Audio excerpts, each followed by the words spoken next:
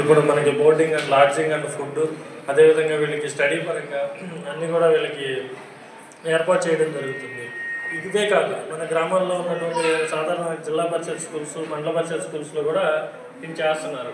ఇవి ఏ క్రమంలో జరుగుతున్నాయి? ఇవి ఓకే పూర్తి స్థాయిలో ముందుగా మొన్న 21వ తారీఖున మేము ఇదే మంగళవారం రోజు ఇదే స్కూల్ ఉదయం అసెంబ్లీ దగ్గర నుంచి మళ్ళీ ఈవినింగ్ 6:30 వరకు కూడా ఈ స్కూల్లోనే ఉన్నాము.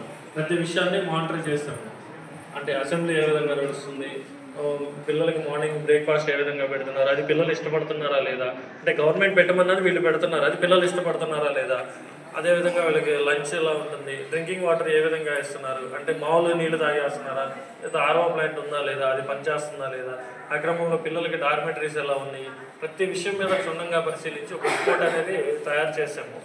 అదేవిధంగా ఎట్ ఏ టైం ఈ విషయాన్ని కూడా పేరెంట్స్ దగ్గర నుంచి కూడా, ఎందుకంటే ఇక్కడ ఉన్న టీచర్స్కి భయపడి చెప్పినా చెప్పకపోయినా మేము అన్ని క్లాసులకు వెళ్ళాము, మేము ఎక్కడి నుంచో వచ్చాం కాబట్టి ఆ విషయాలు మాకు చెప్పినా చెప్పకపోయినా ఈ విషయాలన్నీ మీకు తెలుస్తాయి. మీరు నెలలో ఒకరోజు వచ్చి ఉండి మీ పిల్లలతో మాట్లాడినా, నెల రోజులు వీళ్ళు ఉన్న వాళ్ళకి చెప్పకపోయినా కానీ మీకు చెప్తారు. అదేవిధంగా ఇంటికి మొన్న పొంగల్ హాలిడేస్కి మీతో ఉన్నారు పిల్లలు, అంటే ఈ ఫుడ్ పిల్లల స్టడీ గురించి కానీ లేదా హెల్త్ గురించి కానీ అన్ని విషయాల్లో ఏ విధంగా ఇందాక మాస్టర్ ప్రిన్సిపల్ గారు చెప్పారు, ప్రతి పిల్లాడికి మా హెమోగ్లోబిన్ టెస్ట్ చేపిస్తాము, హెల్త్ వాళ్ళతో ఎవరికైనా బ్లడ్ పర్సంటేజ్ ఉంటే వాళ్ళని కేర్ తీసుకుంటాము, వాళ్ళని కేర్ తీసుకుని వాళ్ళకి మంచిగా ఎవరైతే బ్లడ్ పట్టే ఇష్యూస్ ఫుడ్ అవి పెడతాము, వాళ్ళు త్వరగా ఇంక్రీజ్ అయ్యే విధంగా చేస్తామని తెలియజేశారు. సో ఇవి హైలైట్ ఇష్యూస్ అనమాట.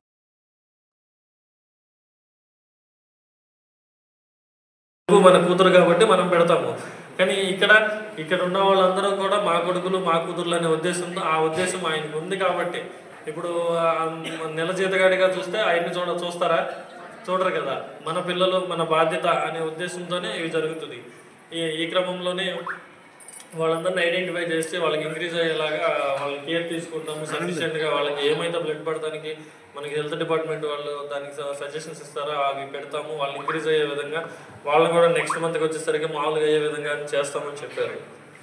సో ఆ విషయంలో కూడా నేను చాలా సంతోషించాను. ఎందుకంటే నేను కూడా గత గురుకుల పాఠశాలలో చదువుకుని ఉన్నాను. ఆ క్రమంలో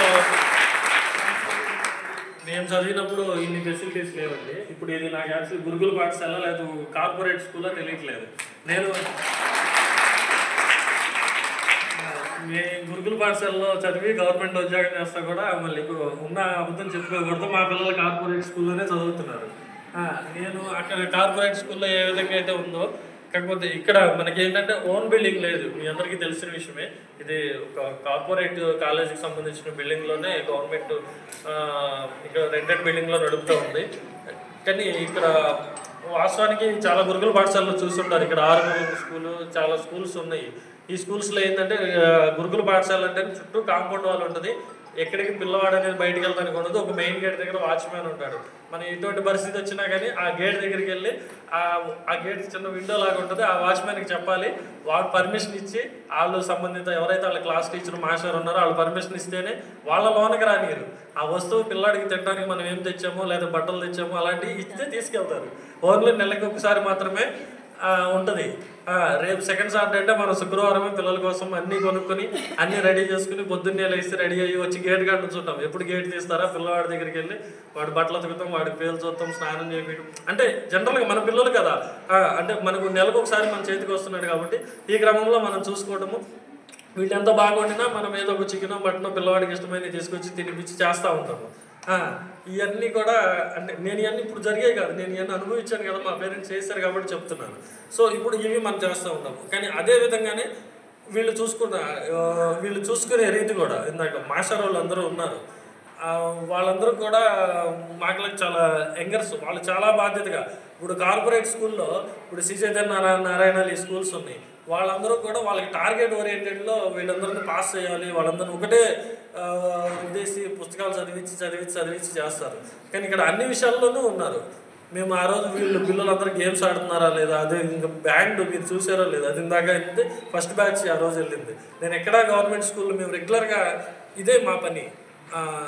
అన్ని స్కూల్స్ విజిట్ చేయడం, అన్ని జిల్లాలకు వెళ్తాము, మాకు ఇచ్చిన స్కూల్స్ వెరిఫై చేయడం ఎలా జరుగుతుంది ఏందనేది, ఆ స్కూల్స్ గురించి రిపోర్ట్ చేయడం. ఇలాంటి బ్యాండ్ సార్ నేషనల్ అవార్డు వచ్చిందని చెప్తున్నారు. మేము ఇన్ని స్కూల్స్లో కూడా ఎప్పుడూ కూడా చూడలేదు.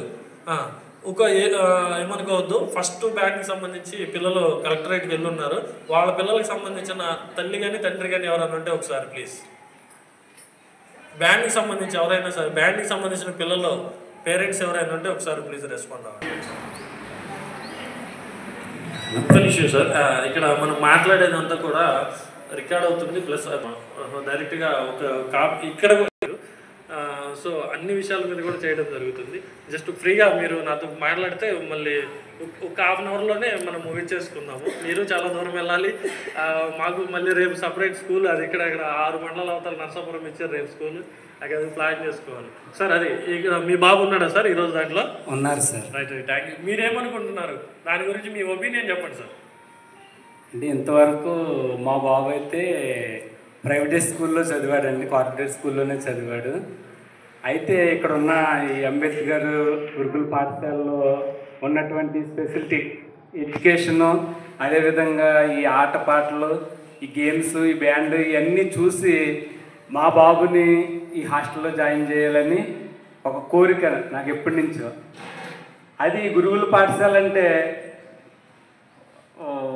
రాజేరావు గారు ప్రిన్సిపాల్గా ఉన్న స్కూల్లోనే జాయిన్ చేయాలని.